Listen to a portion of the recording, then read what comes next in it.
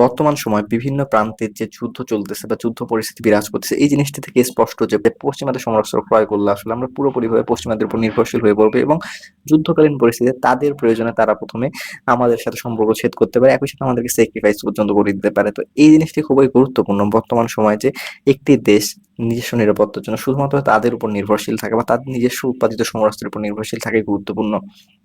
কেননা যুদ্ধকালীন পরিস্থিতিতে যেকোনো ধরনের সমস্যা দেখা দিতে পারে। একই সাথে বিভিন্ন দেশ তাদের উপর কি ধরনের আচরণ করবে বা কি ধরনের স্বার্থগত পরিবর্তন আসবে, এই জিনিসটি বোঝা অনেকটাই কঠিন হয়ে যায়।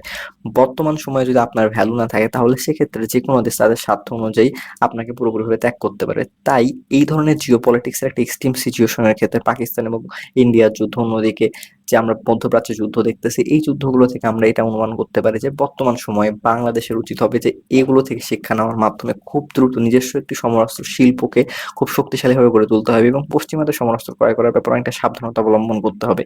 যে দেশগুলোর উপর রিলায়েবল করা যায়, অনেক ক্ষেত্রে আসলে দীর্ঘদিন লং টার্মে রিলায়েবিলিটি রক্ষা করা যাবে, এই ধরনের দেশের কাছ থেকে বর্তমান সময়ে কিছু সমরাস্ত্র বা ভারী সমরাস্ত্র ক্রয় করা এবং অধিকাংশ সমরাস্ত্র মাঝারি থেকে শুরু করে একদম লো রেঞ্জের যে সমরাস্ত্রগুলো রয়েছে সেগুলো নিজেদের মাটিতে খুব দ্রুত উৎপাদন করতে হবে।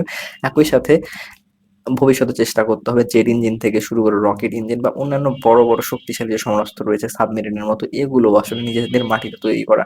আর বিশেষ করে কিছু একটি বিশেষ একটি স্পেশাল জায়গা রাখা, যে জায়গায় অনেক বেশি শক্তিশালী হওয়া, যেমনটা ইরানের ক্ষেত্রে মিসাইল টেকনোলজির ক্ষেত্রে, তুরস্কের ক্ষেত্রে ড্রোন টেকনোলজির ক্ষেত্রে তারা অনেক বেশি শক্তিশালী এবং এটি দুইটি টেকনোলজির মাধ্যমে তারা দুইটি দেশ দুই জায়গায় ডমিনেট করতেছে এবং পৃথিবীর বিভিন্ন দেশের থেকে তারা সেরা পরিমাণ মিসাইল বা ড্রোন উৎপাদন করে, যেমনটা তুরস্ক করতেছে বায়রাক্তার কোম্পানির মাধ্যমে। বাংলাদেশকেও এমন একটি সেক্টর ধরতে হবে যে সেক্টরকে সর্বোচ্চ পরিমাণ ডেভেলপমেন্ট করার মাধ্যমে বাংলাদেশ বর্তমান সময়ে পৃথিবীর যে কোনো দেশের সাথে একটা বড় যুদ্ধ করার সক্ষমতা রাখতে পারে। বিশেষ করে বাংলাদেশের প্রতিবেশী দেশ যেমন মিয়ানমারের পরিস্থিতি খুবই খারাপ। আরাকান আর্মি থেকে শুরু করে বিভিন্ন ধরনের সশস্ত্র গোষ্ঠী রয়েছে, এছাড়া তাদের যে জান্তা সরকার রয়েছে তাদের পরিস্থিতিও অনেকটা খারাপ। অন্যদিকে ইন্ডিয়াকেও অনেকটা ডিটারেন্সের মধ্যে রাখার জন্য বা চাপে রাখার জন্য বাংলাদেশকে এই ধরনের একটি শক্তিশালী কোনো একটা সামরিক যোগ্যতা অর্জন করতে হবে, হয় ড্রোন শিল্পে নয়তো রকেট শিল্পে বা যে কোনো ক্ষেত্রে বলতে গেলে যে মিসাইল শিল্পে বা যে কোনো ধরনের একটি বিশেষ সেক্টর রয়েছে যে ক্ষেত্রে বাংলাদেশকে সবচেয়ে বেশি শক্তি অর্জন করা উচিত। এক্ষেত্রে মিসাইল এবং ড্রোন শিল্প সবচেয়ে গুরুত্বপূর্ণ দুইটি জায়গা হতে পারে। তো বাংলাদেশের উচিত হবে এয়ার ডিফেন্স সিস্টেম এবং একই সাথে অফেন্সিভ কোনো অ্যাকশনের জন্য ড্রোন সিস্টেম বা আকাশপথের যুদ্ধে শক্তিশালী হওয়া। যেহেতু বাংলাদেশ বর্তমান সময়ে ফাইটার জেট উৎপাদন করতে পারবে না নিজস্ব টেকনোলজির মাধ্যমে, তাই বর্তমান সময় বাংলাদেশের উচিত হবে যে ড্রোন শিল্পে অগ্রসর হওয়া। যেহেতু বাংলাদেশ বিমান বাহিনী বর্তমান সময় KX-2 নামে একটি ড্রোন উৎপাদন করতে সক্ষম হয়েছে এবং বাংলাদেশের বিভিন্ন বেসরকারি প্রতিষ্ঠানও ড্রোন এবং রকেট উৎপাদন করতে সক্ষম হচ্ছে।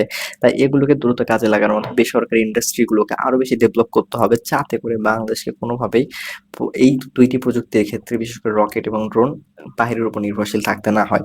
আর অন্যদিকে যুদ্ধ বিমান ক্রয়ের ক্ষেত্রে বাংলাদেশ কিছু দেশের উপর মোটামুটি নির্ভর করতে হবে বর্তমান সময়ে, যেহেতু ড্রোন উৎপাদনের মতো সহজ কাজ নয় আসলে ফাইটার জেট উৎপাদন করা। ফাইটার জেটের ক্ষেত্রে বাংলাদেশের উচিত হবে চীনের কাছ থেকে কিছু ফাইটার জেট ক্রয় করা, অন্যদিকে আরেকটি দেশের কাছ থেকে কিছু ফাইটার জেট ক্রয় করা, সেটি পশ্চিমা না হলে বেটার হয়।